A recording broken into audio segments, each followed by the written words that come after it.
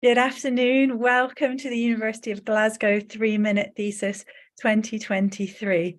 I'm going to start with a few introductions. My name is Emily Dodd. I'm going to introduce you to the team. I'll say a bit about the competition. I'll introduce you to the judges and to our competitors, our 10 finalists, and then we'll move on to the competition and judging. Please do use the chat function as we go through as well.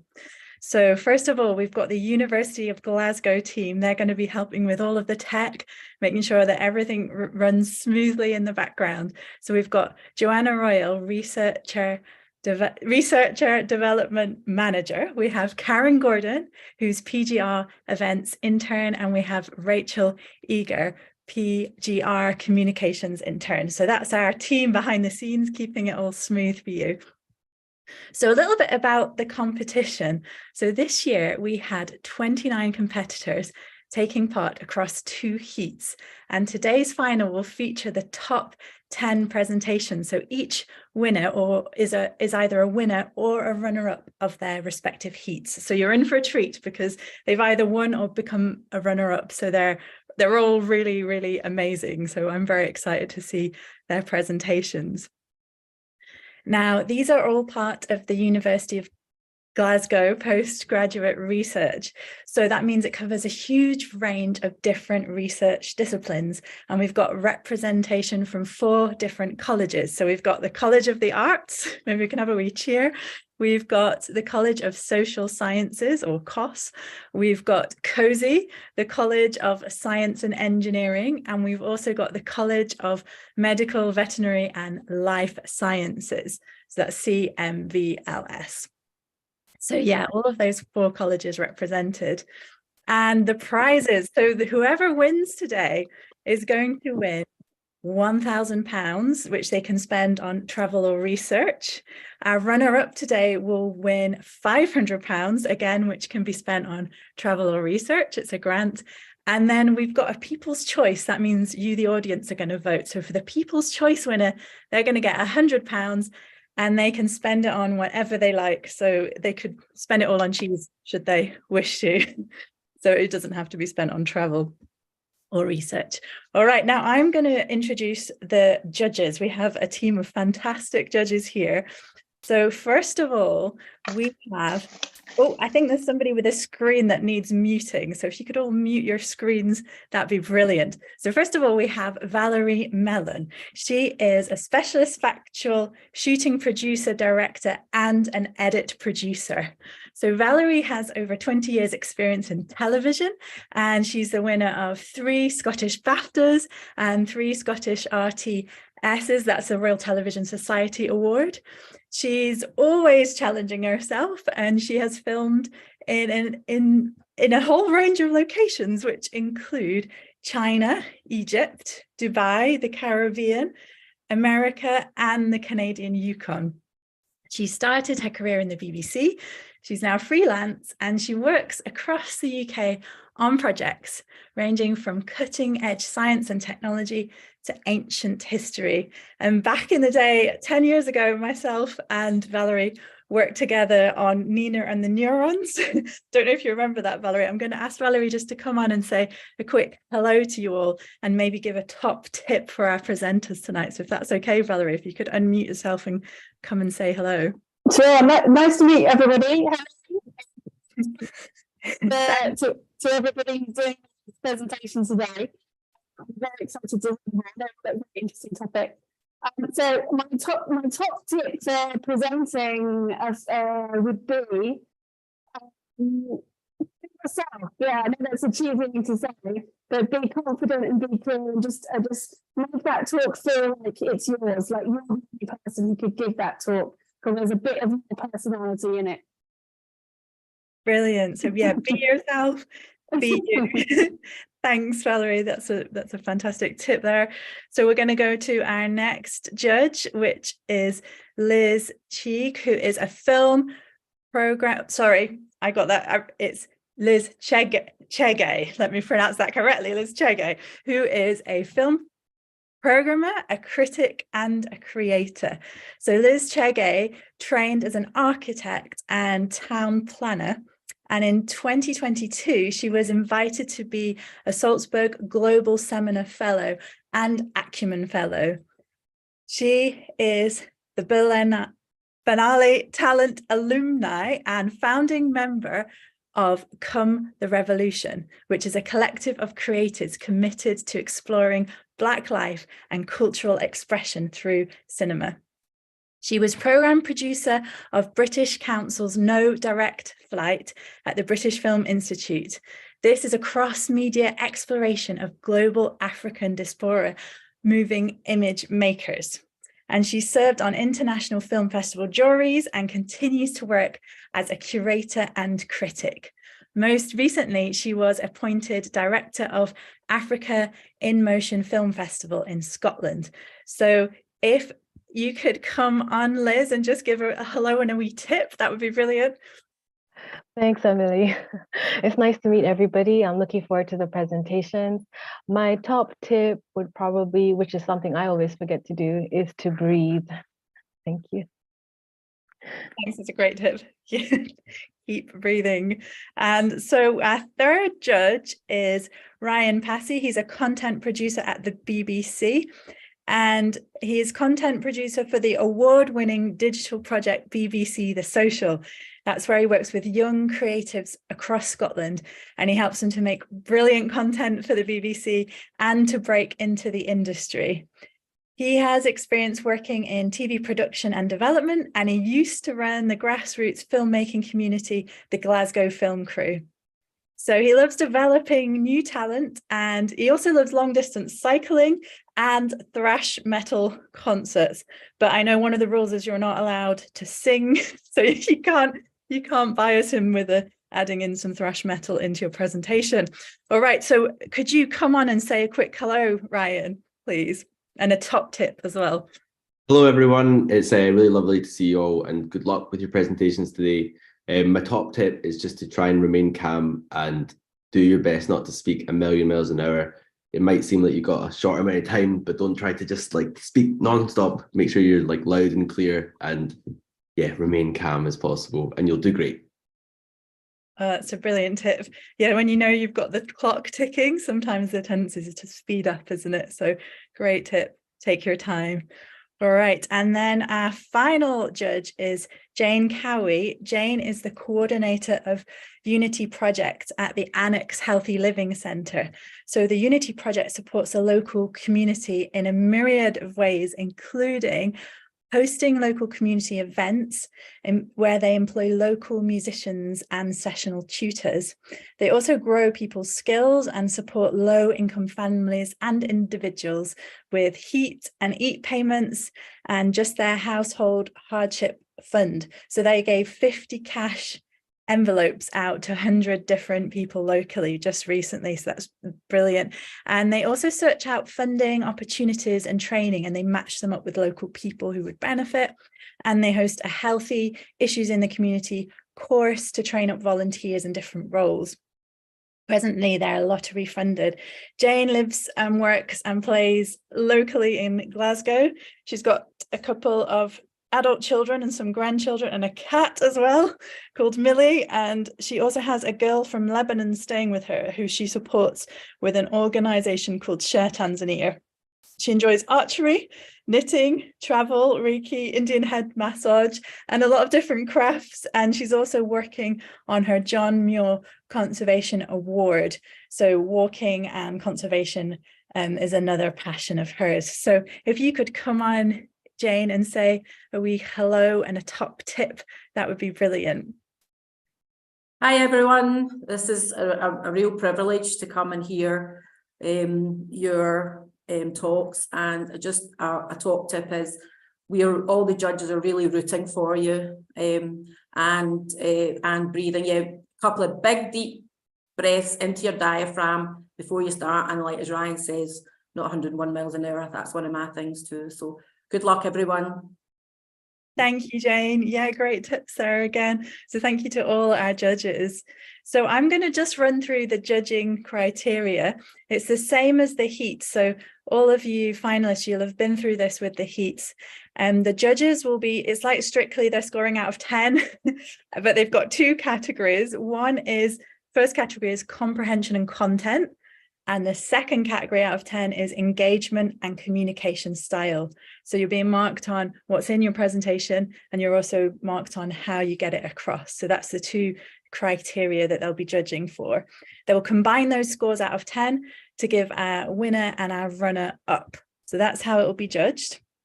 Now the rules should be on screen right now, and some of the rules, just a wee summary. I'm not going to read through every rule, but a wee summary is you're going to have one slide, you're not going to have any props, you're not allowed to sing or rap or do any poetry. If there's just a wee rhyme that happens by accident, that's fine.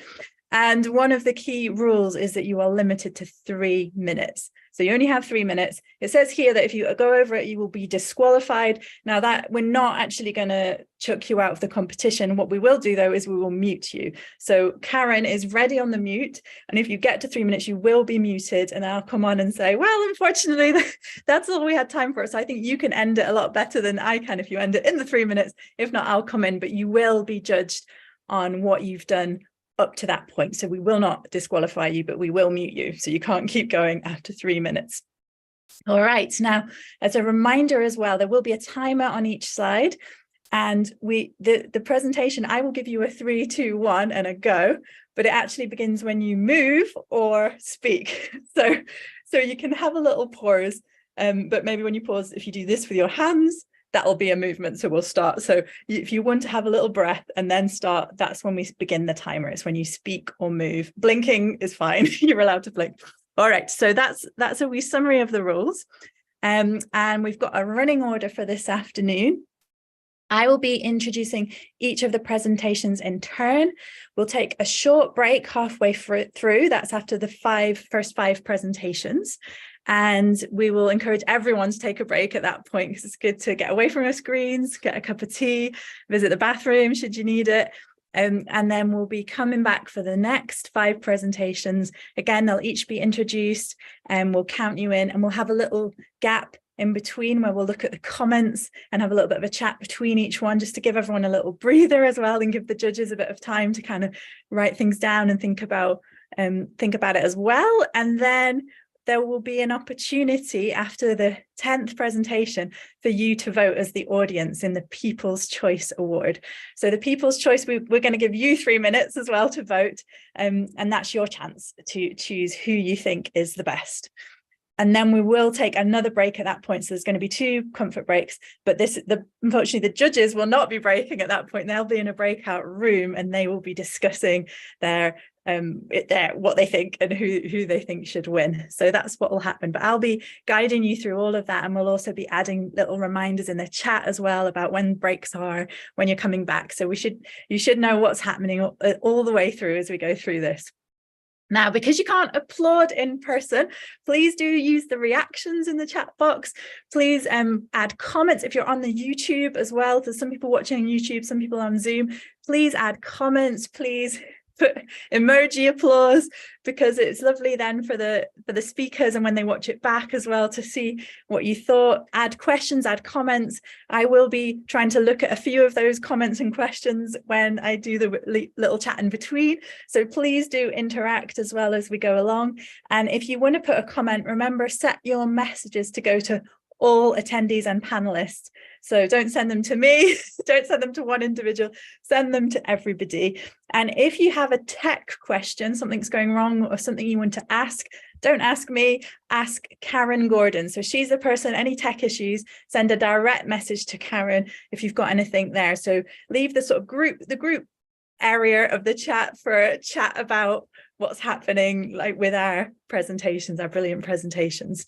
Okay, so that's all from me. I think we're ready now to start the competition.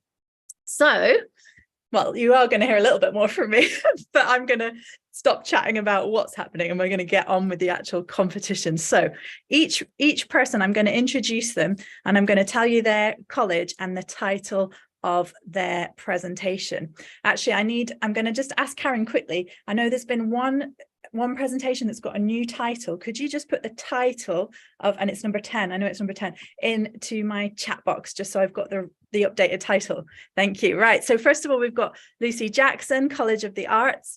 Her presentation is Accents in the Spotlight, Uncovering Our Unconscious Bias. After that, we'll have Sue Jung, and she's representing medical, veterinary and life sciences. And her presentation is it worth investing in surgical robots? Then we've got May, and she's in the College of Social Sciences, and it's Chinese international students, feeling of shame in the UK classroom. Then we have Victor, College of Arts, and his presentation is in-game music contents, a level up in inclusivity. Well, it's a question. So in-game music contents, a level up in inclusivity. I think I said that right, more of a question. Then we have Tina, College of Medical, Veterinary and Life Sciences, and her presentation is the mischief of mutant RAS. That's when we have our break at that point. And then we've got Charlotte Hunt, College of Social Sciences. When the clock strikes midnight, we all become extinct. Then we've got Tasman, at the College of Medical, Veterinary and Life Sciences. If the dog isn't mad, why do we cull? Then we've got Erin at the College of Social Sciences. What do you want to do when you grow up is not a good question. And then we've got Danny, College of Science and Engineering, and the topic is Fountain of Youth. And last we have Abdul and College of Science and Engineering, and I'm just going to check the title, Smart Antennae for Smart Connectivity. So if you could get ready, in that order, and we've got Lucy who's going to be coming up first. So Lucy, your slide will go onto the screen, your one slide, and I'm going to give you a 3, 2, 1 in a moment and a go. So Lucy, I'm just going to check Lucy's ready. Yes, I'm here. Brilliant. Okay. Yeah. Look, Lucy. So I'm going to give you a 3, 2, 1 go, and then it will start once you move or speak. Okay. 3, 2, 1, go. As I begin talking, you will start to form an evaluation of me. Have you already assumed where I'm from? What sort of education I had? Am I intelligent? Would you trust me? Even down to what political party I would support and whether I prefer a pint of Guinness or a martini. There are many signals and cues that you'll be using in your cognitive processes to form these social evaluations. And one of the most important is language. The way I speak and how I speak will help you form these social evaluations. And using language to inform our attitudes can be a useful tool, but it can also prove damaging, where someone's own accent may hinder their job prospects or even make them more likely to be accused of a crime. Can you think of a time where you changed the way you spoke or the words you used because of where you were, who you were with, or your worries of what people may think of you? Accent bias is constantly around us, but it's not spoken about like many other forms of discrimination. And these social attitudes can be transmitted on a mass scale through media, where media has been found to influence attitudes towards race, gender and age. It's never really been tested to see if it can influence our attitudes towards accents and its speakers. And these attitudes can occur on a conscious level, but we can also hold attitudes unconsciously, where we're completely unaware of certain prejudices that may be driving our behaviours. I'll be looking at whether media can influence our unconscious biases towards accents and its speakers. And I'll be focusing on the working class Glaswegian accent, its people, and how it's represented in the media.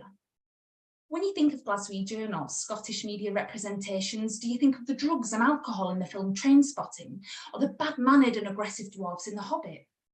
Why are these accents used for these particular types of characters, and what does that tell us about what society thinks of Glaswegians and Scottish people? I'll be using eye tracking techniques to understand how we unconsciously interpret language. Because we're unable to control our mind movements, the way that we look and fixate on certain things around us tells us all sorts about how our brains associate social information with what we're hearing at the exact same time. I'll be looking at whether our eyes fixate on certain representations of social attributes, depending on the accent we hear. For example, if we hear a Glaswegian accent, are we more likely to look at images that depict wealth and friendliness or aggression and alcohol? And would that change if we heard an accent like the one Prince William has? This research will be the first to use eye tracking techniques to cast an empirical spotlight on whether media can influence language attitudes, prejudices, and stereotypes. And I hope that my research will raise awareness on the prevalence of accent bias in society and how it impacts everyday life.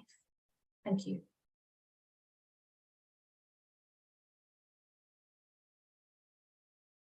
Brilliant. Well done. That was excellent. Well done. I think I just made it under the 3 minutes. Fabulous. It's made me think about where are my eyes looking as well. I'm going to have a look at the chat, see if there's any comments or questions, just people all just saying how good you were being on time, that they never consciously noticed the naughty hobbits accent. What else have we got? So interesting, makes me think of growing up and getting in trouble saying bua and not butter. Yeah, I grew up with come to bus. That was my village accent. So yeah, I resonate with that. What else are people saying? Somebody else is looking at a similar work for Scousers, so maybe you guys could hook up. That sounds like you might be able to share your research there. Fantastic research topic, so important in this part of the world. You have a very polished and clear presentation style too. I wonder how that influenced how they're listening to you and your accent and your style, how that influenced what they looked at in your slide. So fantastic, Lucy. That was really, really great. I'm just checking I've not missed any comments. Is there any comments from the YouTube that anyone wants to message into me that I should read out? Because I know that we've also got chat going on there, and I'd love to share some of the stuff that's coming from there as well, if it can get messaged to me. Oh, in the meantime, Amanda here says she changes her accent and becomes more aware of it given the situation. Yeah, I think I do that too, and sometimes I almost like mimic an accent, and then I get worried that it seems like I'm taking the mick out of someone, which I'm not. It's just it somehow happened. All right, that is us ready for our next talk. So well done, Lucy, you did great. So who I'm going to call up next is, I'm giving a pause so you can have a bit of time. It's Sue Jung.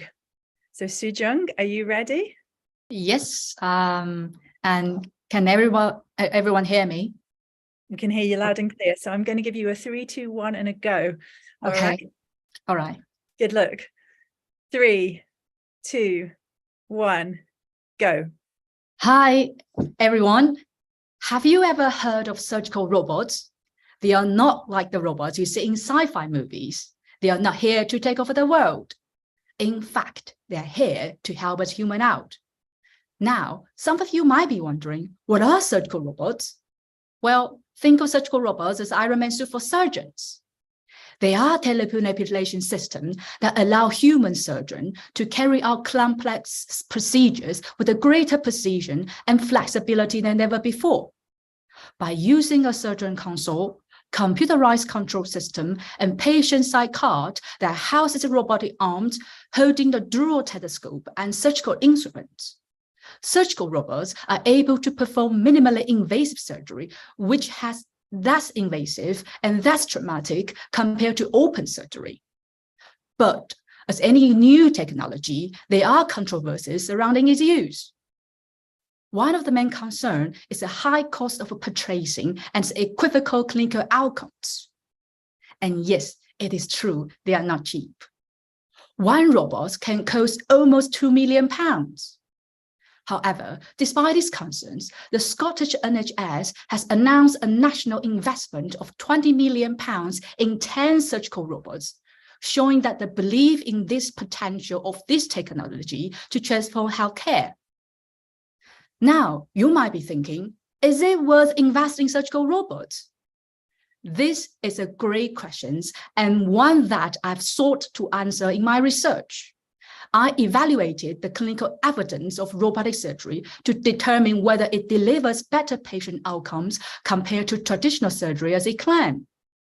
And I am pleased to say that my findings show that robotic surgery can significantly improve patient outcomes in several clinical fields, including colorectal, gynecological, liver, pancreas, and biliary surgery, and upper gastrointestinal procedures.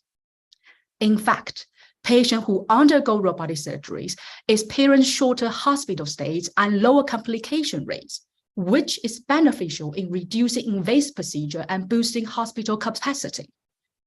So, how do we optimize the use of surgical robots in Scotland after their purchase?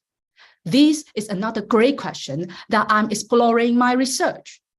By evaluating the cost effectiveness of robotic surgery, I, as a health economist, aim to support NHS Scotland in strategically setting the route for shifting to robotic surgery with an evidence base to have better resources allocation given in the financial framework and to make sure that investment delivers ultimate returns. Generally, surgical robots are promising technology that has the potential to transform healthcare as we know it. And I, for one, am very excited to see where this technology will take us in the future. Thank you for listening.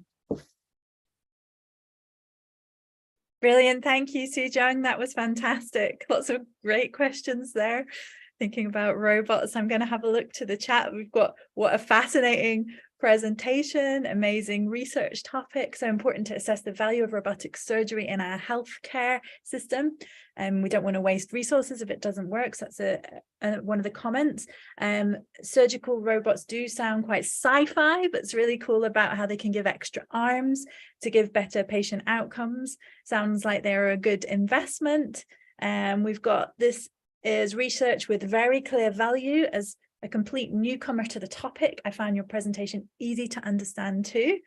And such an ever-changing field, so fascinating. So loads of great comments in here, and you'll be able to read over them yourselves, but there's lots more that I'm not saying. And I love how it's kind of like a remote control that the surgeon can like wiggle it and then it actually does it there and then. I think it's fascinating that can happen through the keyhole.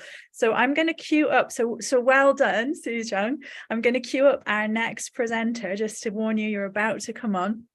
So it is May Mayhew. You are up next. So May, are you ready? Yeah, can you hear me? Yeah, hear you loud and clear. So I'm going to give you the 3, 2, 1 and a go, and then we'll start the clock. All right. 3, 2, 1, go. Have you ever had this experience that you may feel shame when you want to raise questions in the classroom or participate in the discussion? I don't know your experience, but I do know Chinese international students are often portrayed as the silent learners in the UK classroom. Negative feelings are often seen as their own difficulties in fitting into the local context. Their overseas studying is often under the discourse of deficiency for their lacking the necessary skills to manage their learning experiences.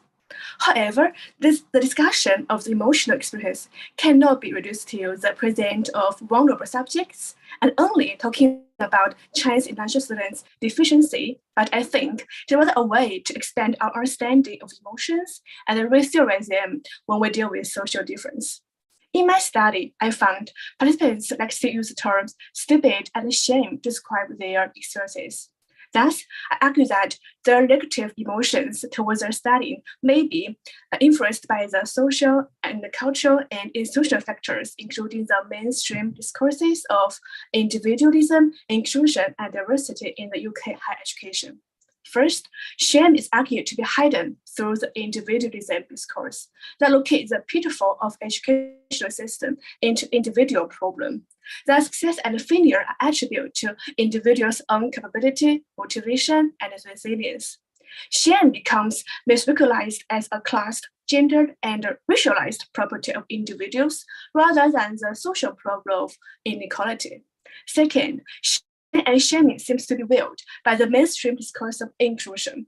In discourse of inclusion, implicitly requires that the person must fit into the dominant framework or be excluded through self-exclusion or through institutional exclusion. Therefore, the discourse of inclusion may unconsciously perpetuate the problematic diffusion model of Chinese international students.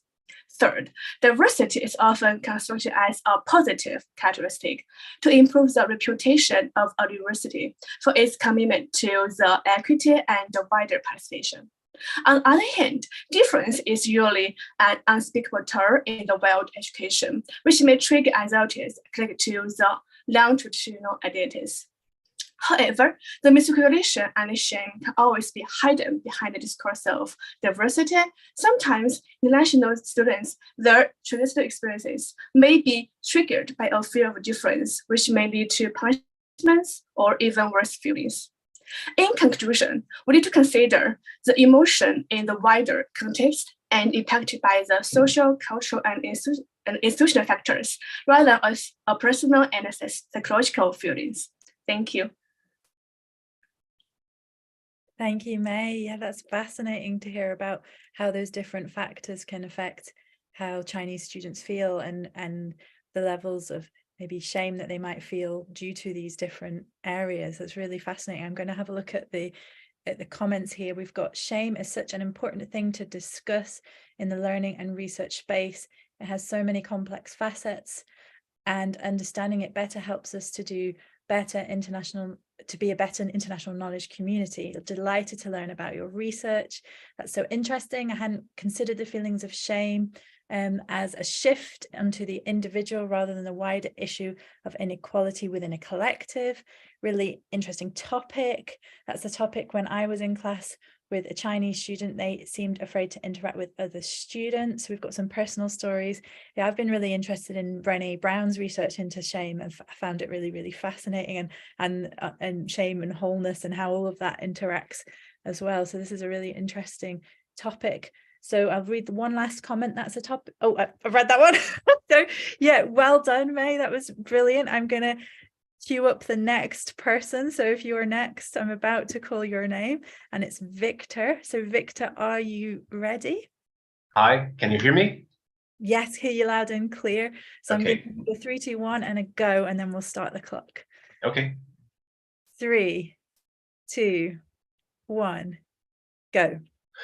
Imagine if we could combine two major forms of leisure and cultural participation: music concerts and online video games. Well, we don't have to imagine, because this has been a reality since at least 2019, when Fortnite hosted a concert by EDM artist Marshmello. And since then, over 60 concerts were held across 9 different video games, with more being announced monthly. And now you may be thinking, this is interesting, but it's all too niche. It doesn't affect the real world, right? And well, there are 2 ways I could answer that. First, by bringing up the list of artists who have already taken part in these, with names as big and diverse as Alice in Chains, Lizzo, and Elton John. Or I could also talk about numbers. Because see, it is not uncommon for these in-game concerts to attract millions of attendees. For instance, Ariana Grande had 78 million virtual attendees in her 2021 Fortnite concert. That is almost 4,000 times the capacity of the O2 Arena in London. So the bottom line is, in-game concerts exist, and they affect lots of people. The question that stands then is, how are these people affected? More specifically, I'm taking as a baseline the idea that real-world concerts are social experiences, which naturally create dynamics of inclusion and exclusion. And I'm trying to understand in what ways can in-game concerts reshape these social dynamics. So, for example, we could think that in-game concerts might have the potential to be more geographically inclusive than real-world ones. So say you're an Elton John fan who lives far from the bigger cities, and that keeps you from seeing his concerts because he never tours near you. Then his in-game concerts allows you to participate where otherwise you'd be excluded. On the other hand, of course, we must think that in-game concerts can create their own set of exclusionary traits. So we might ask ourselves, are they as inclusive when it comes to age or gender, for example? So you see, it is not about treating in-game concerts as a magical, all-inclusive solution, but instead about trying to understand what can be the role in the social dynamics of music. And how do we do this? By hearing what these concerts and their attendees have to say. So I've been attending every single in-game concert that I can, which has been a lot of fun, and taking notes on how each of them makes me feel. I'll also put out a survey to help me understand how each specific demographic relates to these events. And finally, I'm prepared to collect the in-depth insights of people who have engaged with them through a series of one-on-one interviews. So with all that we've been hearing lately about virtual realities and a metaverse, we must consider that in-game concerts are an emergent phenomenon within an emergent ecosystem. Charting one can help us understand the other, and that can lead us to a better comprehension of our current world. Thank you. Brilliant, Victor. I love that part of your research is you get to go to gigs and write about how it feels. I think that sounds amazing. So I'm going to check out the comments here. What have we got? Despite being a keen gig attender, I had no idea that in-game concerts existed. I love that these enable people to get to gigs they otherwise couldn't attend. Super interesting area of emerging research. That was from Joanna, and we've also got so interesting, Victor. Love hearing about the complex social issues at play here. We've got we'd like to know more about it. I've got brilliant presentation, thoroughly enjoyed learning about it. So we've got loads of great comments in here. I'm just scrolling up. I think your research topic might save us music fans a lot of money given the direction of the concert industry right now. That was a very clear and engaging presentation style too. So lots of really good comments. Let's just see the last couple. Brilliant presentation, thoroughly enjoyed learning about this, such an interesting topic. I didn't know this was a thing. So it seems like a lot of people are learning about this for the first time from you, Victor. So thank you so much. I'm going to queue up the next person. So if you are ready, it is Tina. Hello. You hear? Yeah, brilliant. We can hear you loud and clear. So Tina, I'm going to give you a 3, 2, 1 and a go, and then we'll start the clock when you start speaking or when you move. 3, 2, 1, go. In 2025, approximately 1.1 million would succumb to bowel cancer. To give you a perspective, this is the total population of Glasgow and Edinburgh combined. Majority of these deaths would be caused by a subset that do not respond to any of the existing therapies. RAS mutant bowel cancers represent a huge clinically unmet need. In my PhD, I play a cheeky little game with this cancer. I call it Figure It Out. Every time I figure out their evil trickery, I win a paper.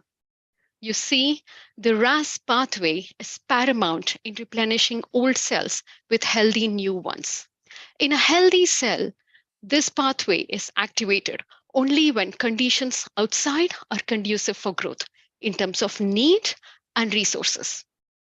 This information is relayed to the heart of the cell, asking it to prepare for division. The RAS protein sits at the heart of a web that controls multiple processes. Its proper functioning is crucial. However, things are not always ideal. Our gut makes about 500,000 cells per second. Under such pressure, mistakes are bound to happen. Mutations are nothing but genetic mistakes, and proteins born out of them are called mutants. A mutant RAS works erroneously, conveying the cell to divide even in the absence of an external stimuli. This can be detrimental to the cell and its neighbors.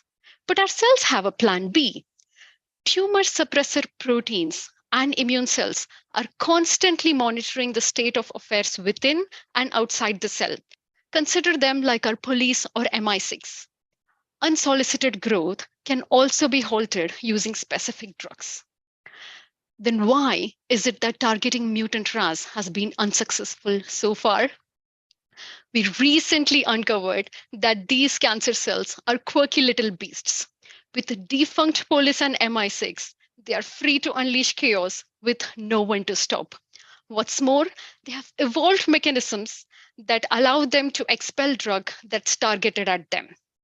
The most fascinating aspect is that such mechanisms of drug clearance is usually seen in the liver.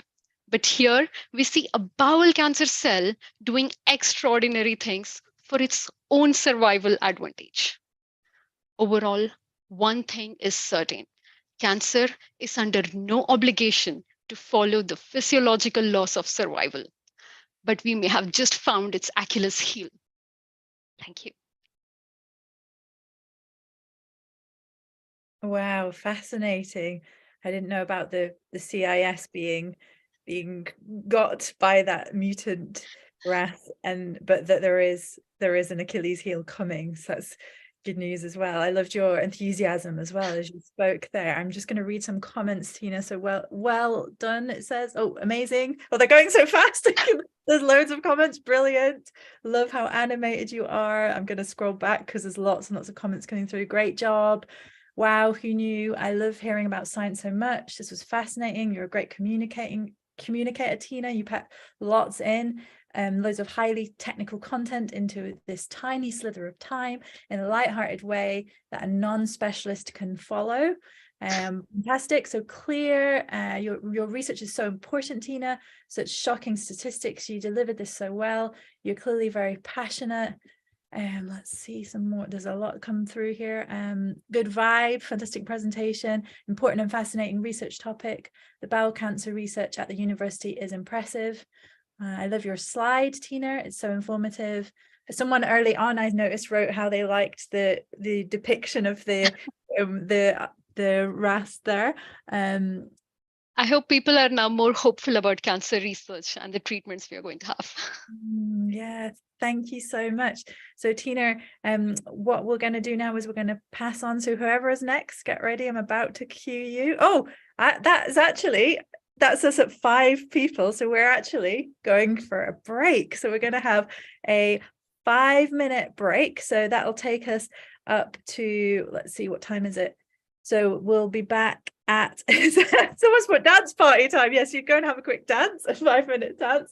So it'll take us to 53 to 54 minutes past 2, which is very specific. I'm getting messages here, which is great. Very specific timings here, which is helpful. We all like to know lots of scientists and being very accurate. So 53 minutes past 2 to 54 minutes past 2, we will be back here. So feel free to mute your screen, mute your voice and turn off your camera and go get a cup of tea and visit the bathroom. Thank you so much to our 5 presentations so far, to our finalists.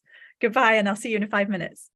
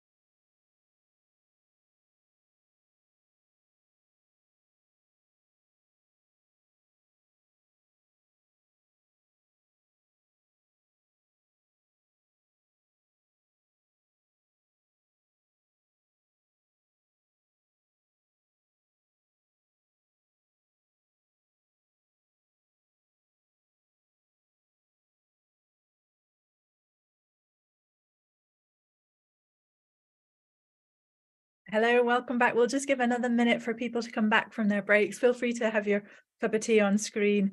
You'll be finishing your snack, that's fine. But make sure you keep the screen off and keep muted if you're still visiting the bathroom. But bring your cups of tea, come on back, and we'll get started in just a minute. So just to give you a heads up, it will be Charlotte, you'll be up next, so just to give you a heads up, but in just a minute's time. So I'll cue you in, Charlotte, when just to give you a little warning that you're coming on next.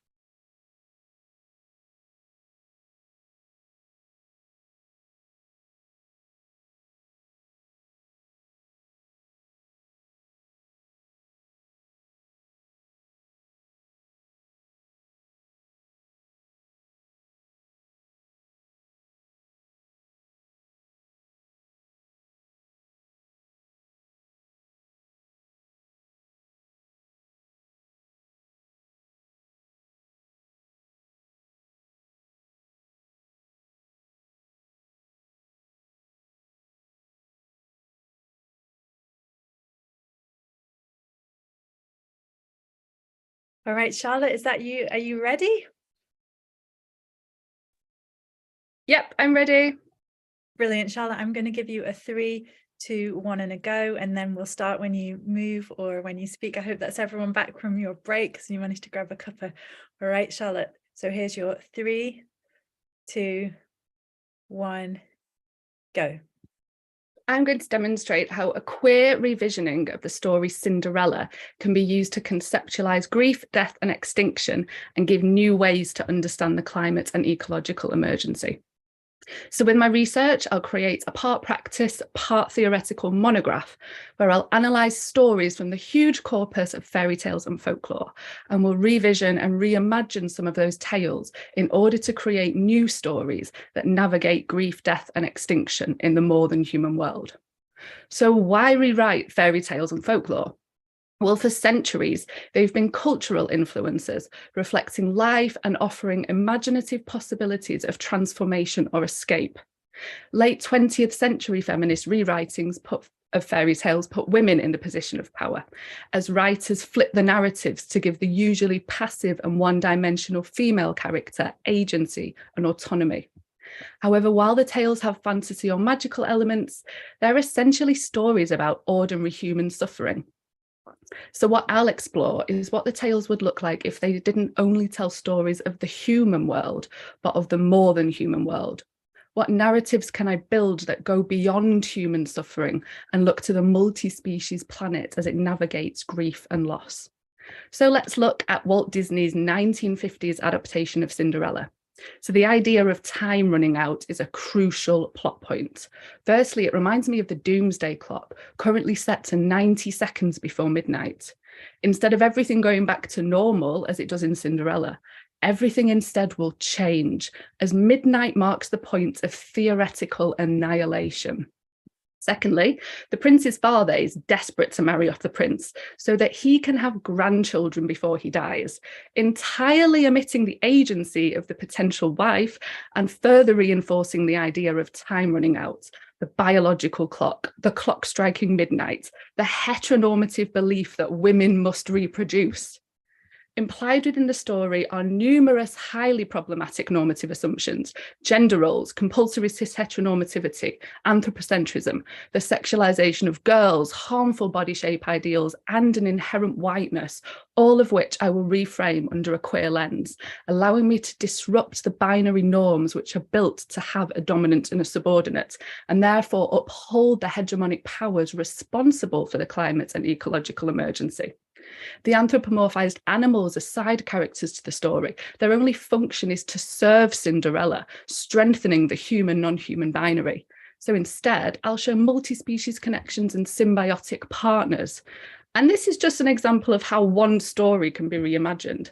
There's a multitude of other possibilities in other tales that can be revisioned and retold to conceptualize grief, death, and extinction in the more than human world.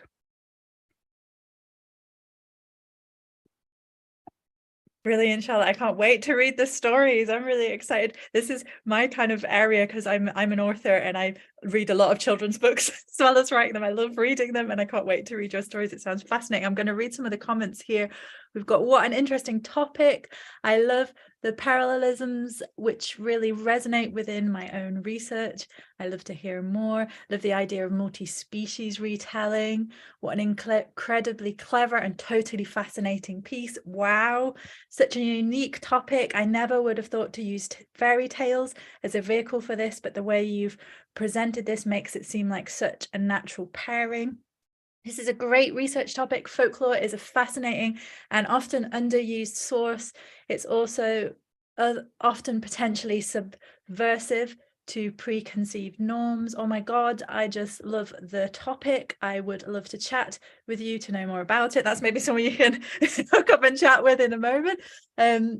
Let's see, I think there was some from earlier as well. I love this. I love this, Charlotte. So interesting. I love it too. So yeah, lots of really positive comments. I really like that idea of at midnight something completely different happens as well. So I am going to queue up the next person. Thank you, Charlotte. Well done with your presentation. So who we have up next is Tasmin. So Tasmin, are you ready? Are you there? Yes. Hey, Tasmin. Brilliant. I am going to give you a 3, 2, 1 and a go. So good luck. And we'll start when you move or speak. Okay. 3, 2, 1, go. So rabies is a viral disease which targets the central nervous system of mammals, causing damage and dysfunction of the brain and spinal cord. Left untreated, rabies is 100% fatal, with one person estimated to be dying of rabies every 9 minutes. So rabid dogs are informally referred to as mad dogs. This is because a dog experiencing furious rabies often displays signs akin to madness, such as a sudden and unprovoked aggression, biting, and foaming at the mouth.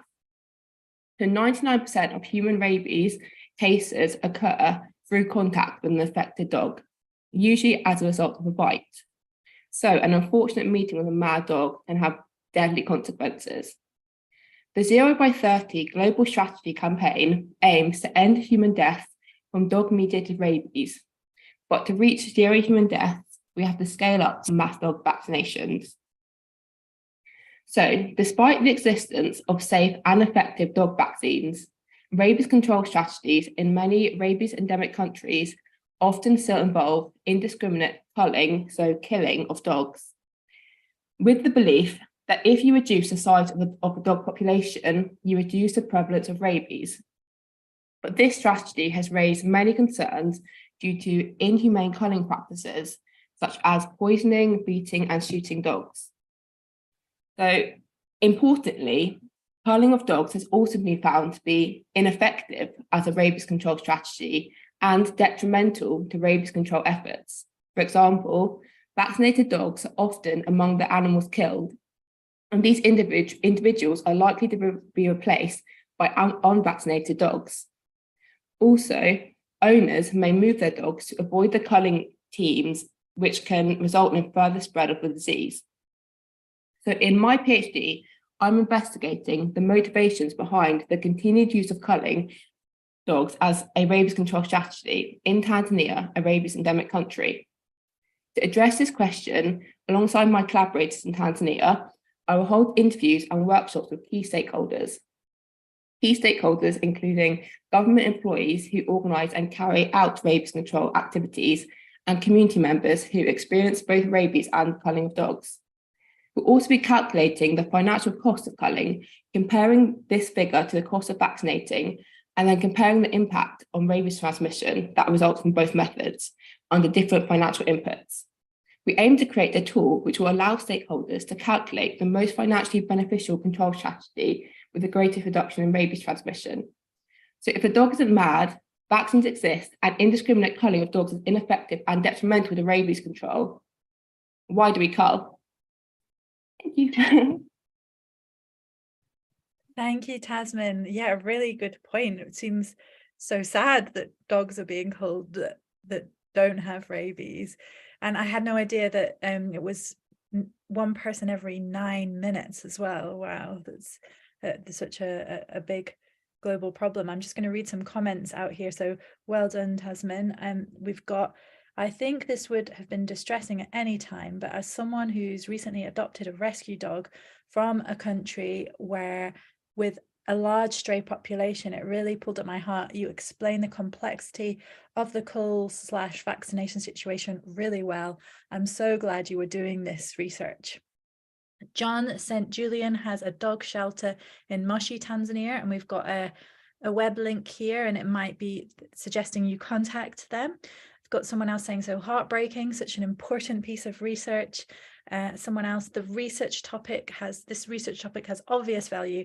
I enjoyed hearing about it. I hope 0 by 30 is possible. Eye-opening topic. I think there's a few further up. Brilliant presentation, Tasman, so interesting, very pertinent topic considering the importance of vaccines too there. That's a really good point. So well done, brilliant. And I'm going to queue up our next person. You'll be able to read more of those comments in the YouTube as well, because I know we've got comments there too. So who we have next is Erin. So Erin, are you ready? Yes, I'm ready, as I'll ever be. All right, brilliant. Well, good luck. I'm going to give you the Thank 3, you. 1 and a go, and then we'll start the clock when you move or speak. 3, 2, 1, go. What do you want to be when you grow up? How does this question make you feel? If you're anything like me or the pupils I work with, this question likely brought a heady mix of confusion, doubt, and panic. Today, I'd like to talk about why this can be a difficult question for all of us, but especially teenagers. And it's not because teenagers are difficult or lazy or hot-headed or uncommunicative. I mean, they're all of these things, but not because they want to be. Let me explain.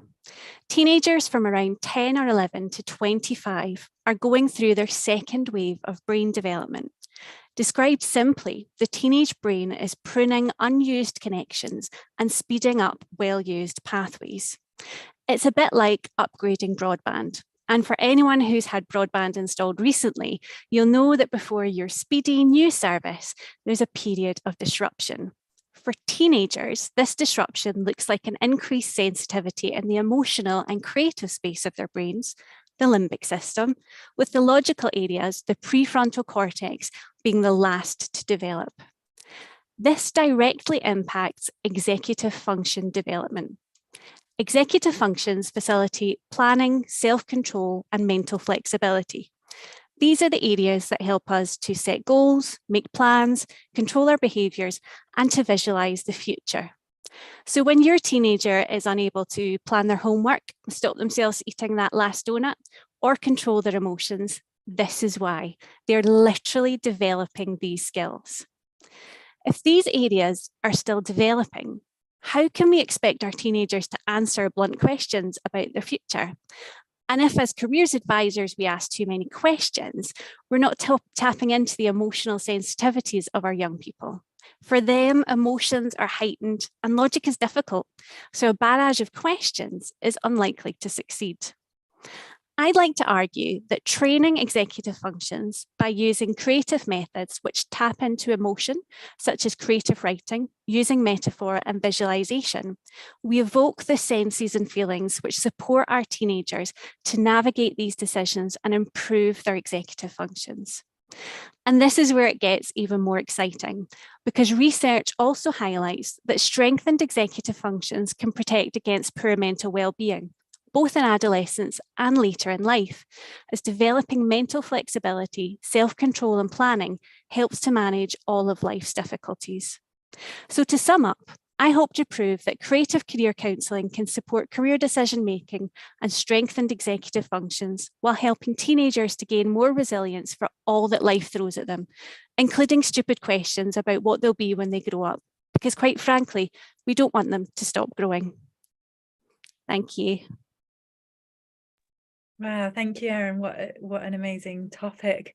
And I think I still struggle with the last donut. And I remember when We all do. careers, I think they told me I was going to be a violin maker for some random reason on a question. Seems like it's getting a lot better now, the way you're asking those questions, because it's such a big thing, isn't it, to try and think, what do I want to do when I grow up? So really well done. I'm going to read out some of the comments. I can see them all coming in. As a parent of 2 teenagers, this makes so much sense, very worthwhile. Absolutely fascinating, really valuable research, great slide, excellent presentation, so clear and accessible. Erin, well done. I just absolutely love your presenting skills, Erin, so engaging and compelling. What an important topic I've never considered before. Thank you. Was really interesting. I hope you can do a lot of public engagement work, because I think your research could help a lot of people. I loved your closing statement. Never thought about this. Well done. Love this. Was so repelled by that question when I was a child.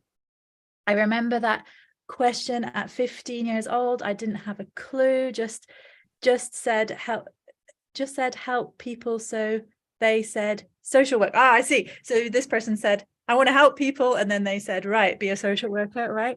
I remember that question at 15 years old.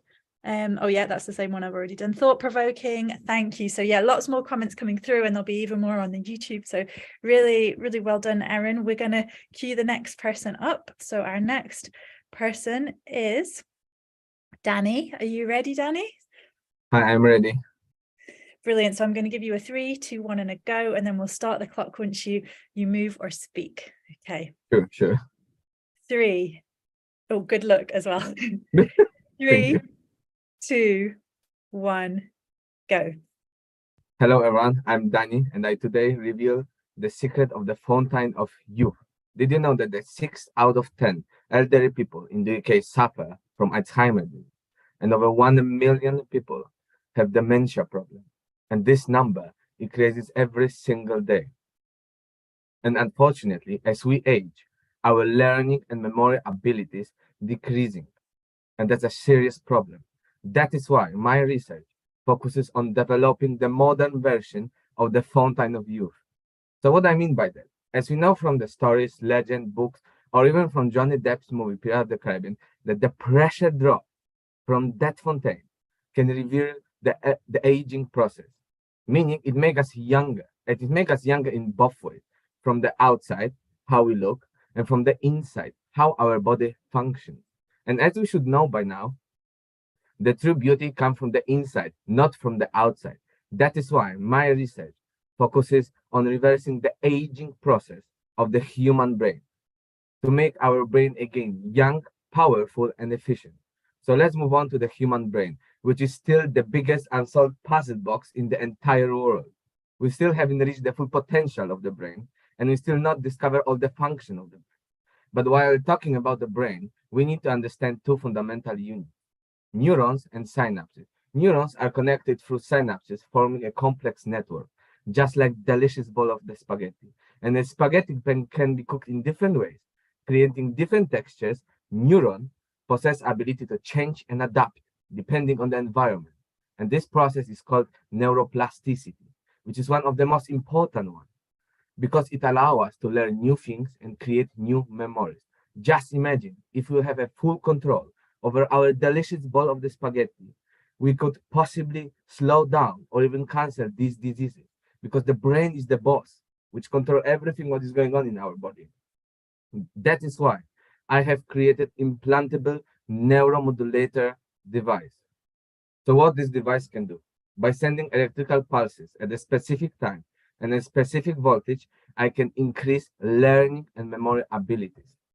So we can cancel the aging process. We can make our brain again young and powerful, regardless the age.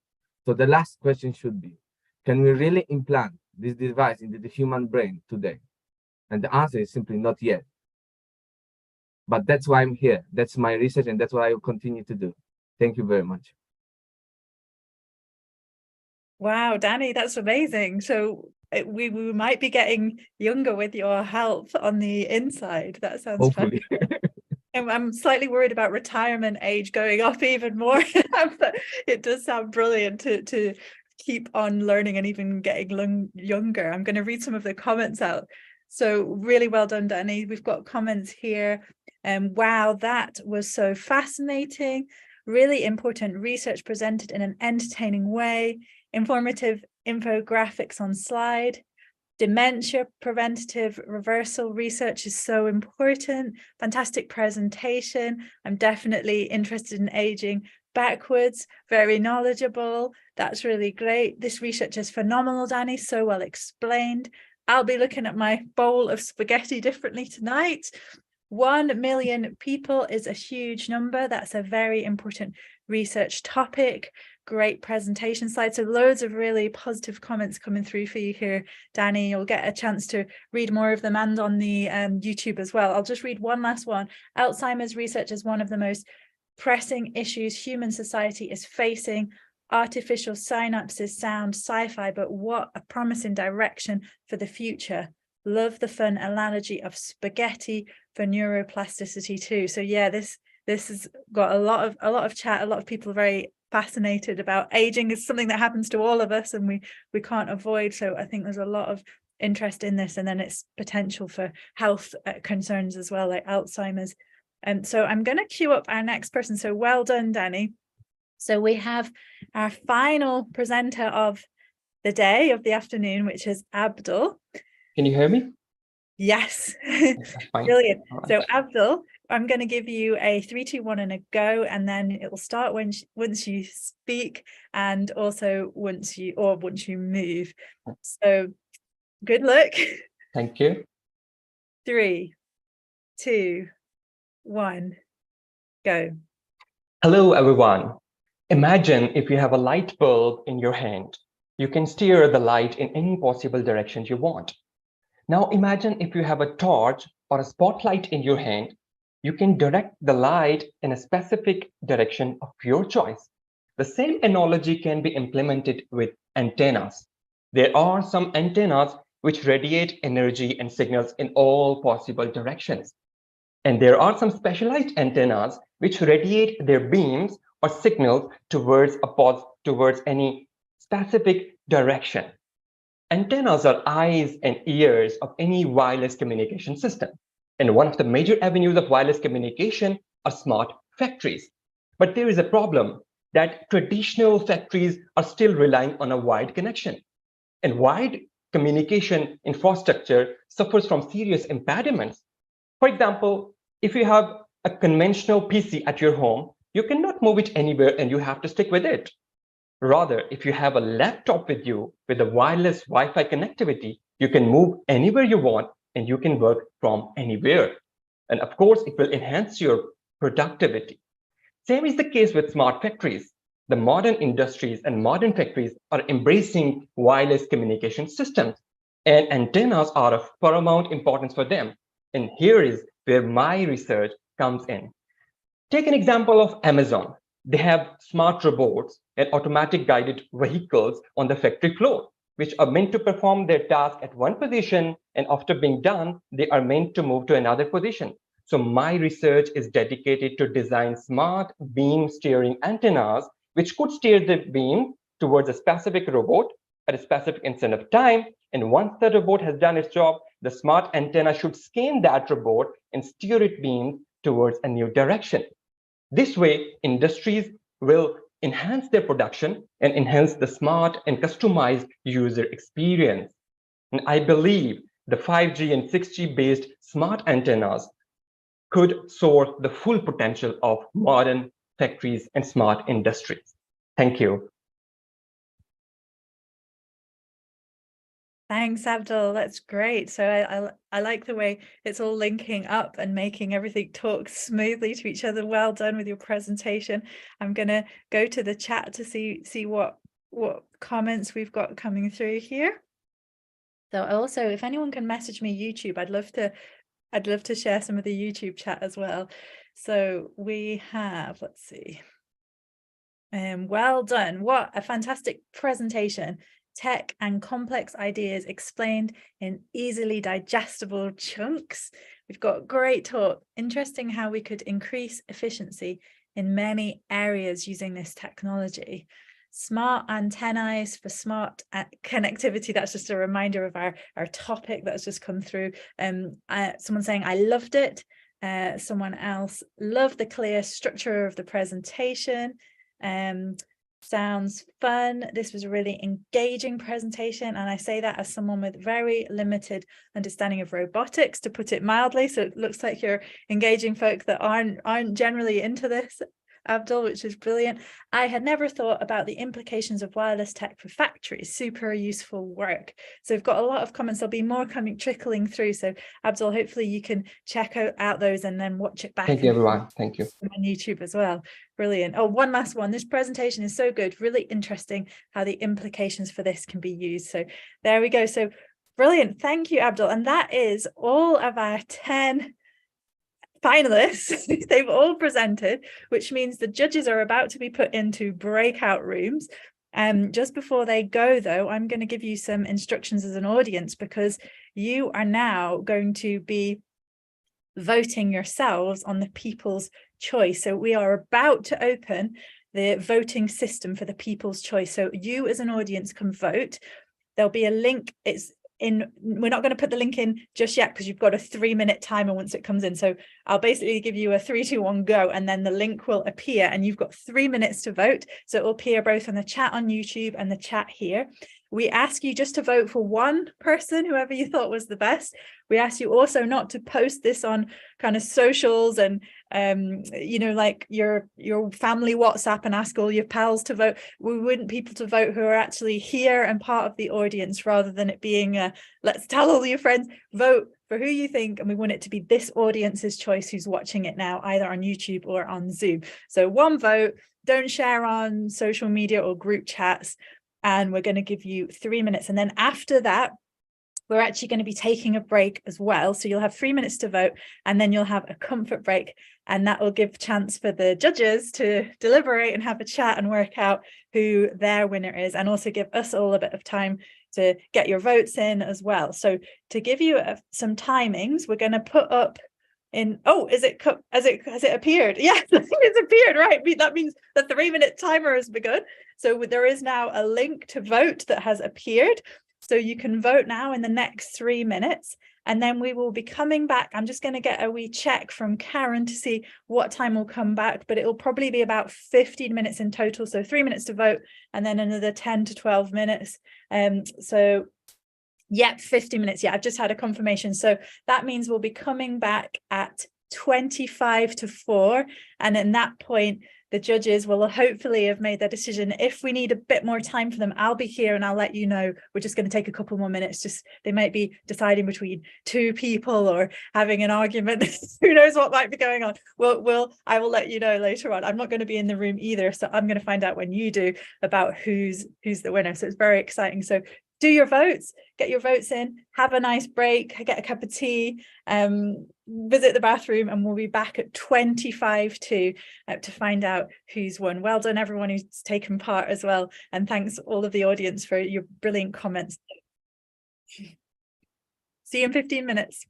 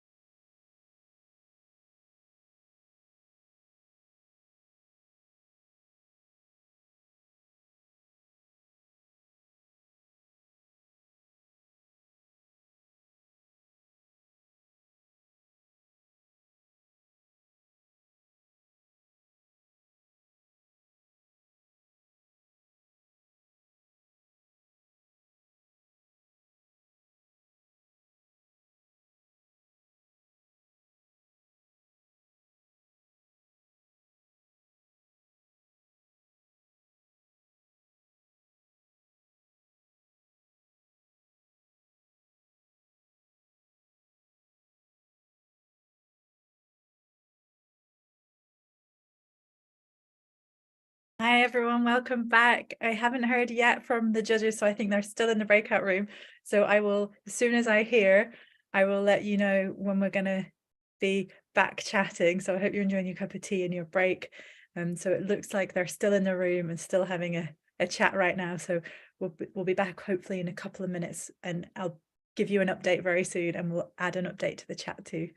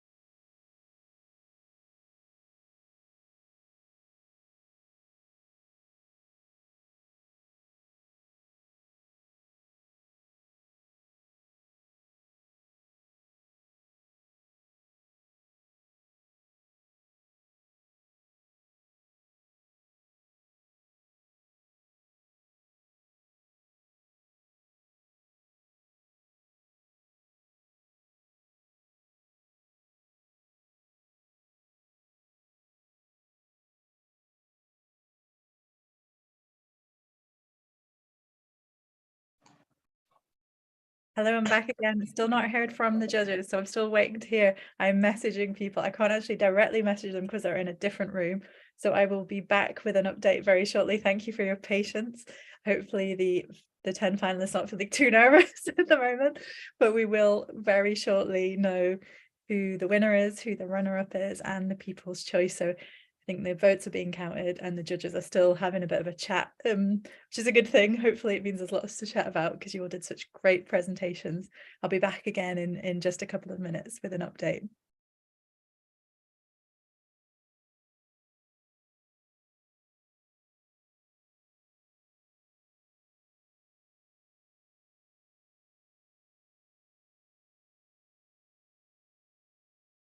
I'm just back to say I've had a message from inside the judges' room and they are still... Oh, that's a good sign. Hopefully that means they're on their way back in. So the judges, as far as I know, they're still deliberating. So I've had a wee message that we're about to find out a time when they will be finished. I'll be able to give you a time. So, oh, Karen's back in the room, which is great. That's a good sign. So 2 minutes. So we're giving the judges 2 more minutes and then we'll be back. So that means we'll be back at 15:41. So see you very, very shortly. Just time to get maybe another cup of tea and bring it with you. Bring the milk and then you can do it while you're here. All right, we're back in 2 minutes.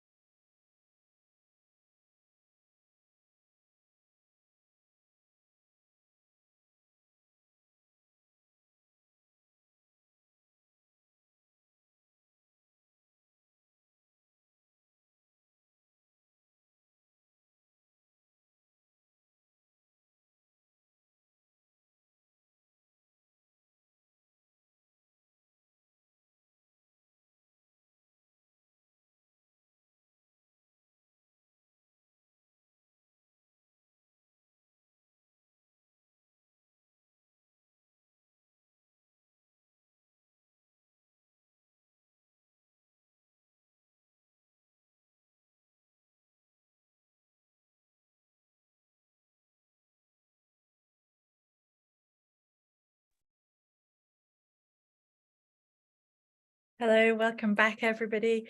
I have been informed the judges have made a decision and we're just confirming the people's choice. So you had 3 minutes to vote.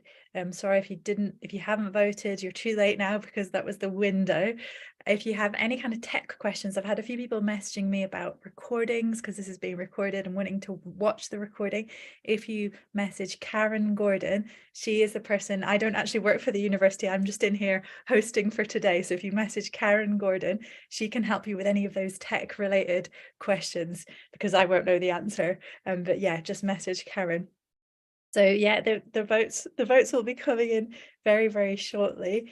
As far as I know, I will be messaged, and what we're going to do is we're going to get the runner-up first, and we're going to get the runner-up to come on screen and just say how they're feeling, and then we're going to announce the winner, and then last of all, we will announce the People's Choice winner. So that's the plan, and each of the winner and the People's Choice will also invite you up on screen. So if you are a finalist, be ready that you might be coming up just to say a hi and how you're feeling, and you might not have prepared a speech. Don't worry, it's not the Oscars. we just like to see maybe what you're going to spend your money on or how you're feeling. So it will just be very, very short, no pressure, but we'd love to see your face at the end there. So I just had another message that says just a second, and then another message that said won't be long. So I am updating you as and when I get information. Oh, I've now been told to tell you we will be back in 1 minute. So 1 minute. So I'm going to turn off my screen and give you another minute to chat amongst yourselves. Maybe have a chat in the chat box, maybe get another cup of tea. You've probably had lots of cups of tea by now, but we will be back in 1 minute.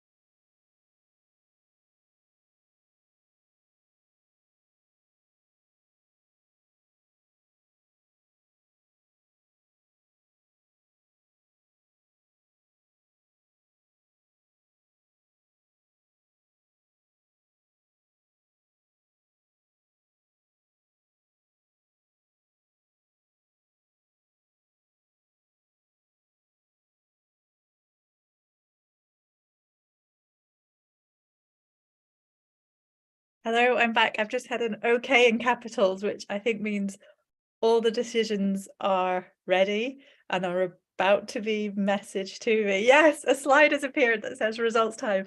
Excellent. Sorry that we made you wait a little bit longer. It's just because the judges were still deciding, and we also had to check the people's choice, make sure all the votes were counted and fair. So I am going to announce, first of all, the runner-up.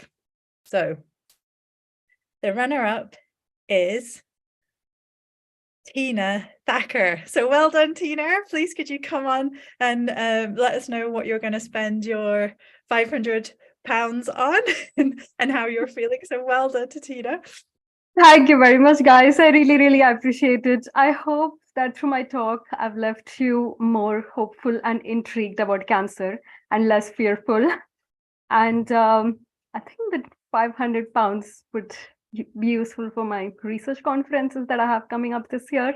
Thank you very, very much. I really appreciate it. I really do. Well done, Tina. It's brilliant. Great result there. Right. I am now going to announce the winner. So this is the overall winner of the whole thing.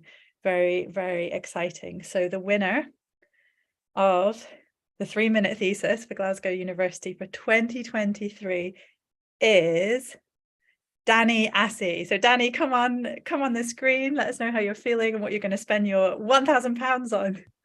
Oh, hello. I did not expect actually, but thank you very much. I think for travel conferences, I have some conferences in my hometown. Finally, I could go. Where's that for you? Where's your hometown? Poland, in Lodz. Thank you again, everyone. This is really good, actually. Well done to Danny. Congratulations. Fantastic. And then we're going to check the people's choice. So that was you as an audience, who you voted for. So not the judges, but you as an audience. And the people's choice winner gets £100 and they can spend it on anything they like. It doesn't have to be travel and research. So this year's 3 Minute Thesis Glasgow University 2023 People's Choice Award goes to Lucy Jackson. Congratulations, Lucy. Come on. Let us know how you're feeling and what you're spending your £100 on. Thank you very much, everybody. That means a lot. I'm actually going home tomorrow. I've not been home to Yorkshire in quite a few months. So I might actually treat my mum to something because I've not seen her in a while. So thank you so much, everyone. It means a lot. It's very kind. Oh, that's lovely. Right. Well, thank you. So it just gives me, I'm just going to do some thanks now. Thank you there's lots of people to thank here. So I am going to thank, first of all, our judges. So thank you so much. I know you were having a lot of conversation to work out. It was a hard decision because there was such a great presentation. So thank you to Valerie Mellon. Thank you to Liz Chege, thank you to Ryan Passy, and thank you to Jane Cowie. Thank you so much. We really appreciate you helping us out here. And thank you to all our finalists, Lucy, Sue, Jung, May, Abdul, Victor, Tina, Charlotte, Tasmin, Erin, and Danny. Thank you to the University of Glasgow staff for keeping everything running so smoothly and all the messages they've been sending with timings and break times and everything else, making it all work. So that's Joanna, Karen, Rachel, and a big thanks to all of you, the audience as well. Massive thanks. And again, a massive congratulations to our winners, runner-up, and to our People's Choice Award. So we'll be back again next year. And until then, hope you have a lovely rest of the day and a lovely evening. Enjoy, relax. I think you all deserve to have to congratulate yourselves because you've all been brilliant. Thank you very much.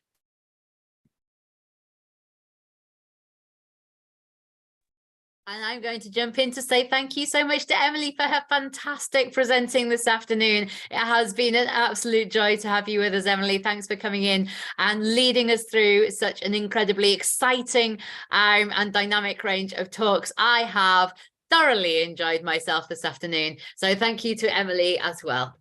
Oh, thank you. It's been lovely to be here. Thanks for asking me. I've really enjoyed it. It's been fascinating and really fun.